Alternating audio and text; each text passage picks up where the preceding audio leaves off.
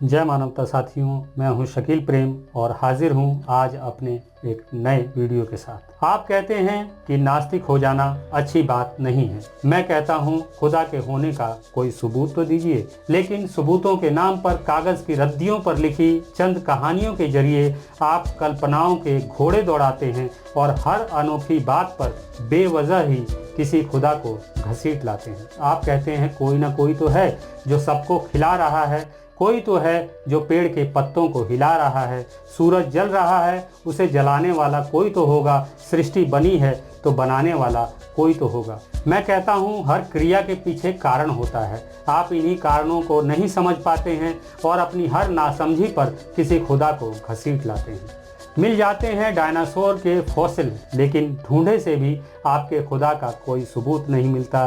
धरती पर या अंतरिक्ष में आपके खुदा का कोई ताबूत नहीं मिलता। आप उन खुदाओं पर खुद से ज़्यादा यकीन करते हैं जिनका कोई वजूद नहीं मिलता। मैं कहता हूँ ये सृष्टि फिजिक्स के जिन नियमों से गतिमान है उन नियमों को किसी ने नहीं बनाया, लेकिन आप भौतिकी के नियमों को नहीं समझ पाते और अपनी हर नासमझी पर किसी ईश्वर को घसीट लाते हैं। आप कहते हैं नास्तिक हो जाना अच्छी बात नहीं है, खुदा का इनकार करना अच्छी बात नहीं है। मैं कहता हूँ जब तक धरती पर एक भी आंख में आंसू है तब तक मैं किसी खुदा पर यकीन नहीं कर सकता। इन आंसुओं की वजह को आप कभी समझ ही नहीं पाते और तकदीर का बहाना करते हुए आप किसी खुदा को यहाँ भी घसीट लाते हैं। मैं कहता हूँ ऐसा खुदा किस काम का जो किसी की तकदीर में सुख, सफलता और समृद्धि लिख देता है और किसी को जिंदगी भर दुख, शोषण और अन्याय के दलदल में तड़पता हुआ छोड़ देता है। आप आखिरत में मिलने वाले न्याय की बात करते हैं, लेकिन मैं कहता हूँ ऐसा फूल किस काम का जो वक्त पर ना खिल सके, ऐसा न्याय किस काम का जो जीते जी ना मिल सके। आप कभी अन्याय सहने वाले लोगों के दर्द को महसूस ही नहीं कर पाते और यहाँ भी किसी खुदा को घसीट लाते हैं। आप जन्म लेने वाले इंसानों के दर्द को तो नहीं जान सकते, लेकिन अजन्मे खुदा को आप अपना बाप मान सकते हैं। आप यहाँ भी किसी खुदा को घसीट कर लाएं, उससे पहले मेरे कहने पर घर से निकलिए और सड़कों पर भटकते उन मासूम चेहरों के पीछे छुपे दर्द को महसूस कीजिए जिनकी ज़िंदगी आपकी दया से चलती है।